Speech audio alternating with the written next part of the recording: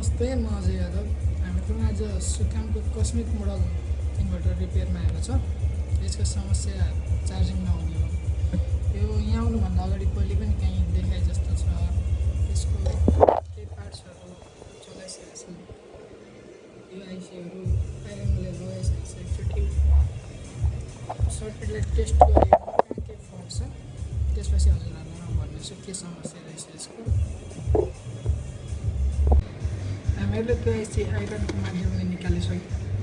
त्यो आइसी खराब नभए पनि आइरन लगाएको कारणले आइसी खराब भएको थियो। त्यसको समस्या त चार्जिङको लागि नआउनु पर्ने थियो, तर पनि कुनै टेक्निसियनले चलाएको कारणले त्यो आइसी खराब भएको थियो।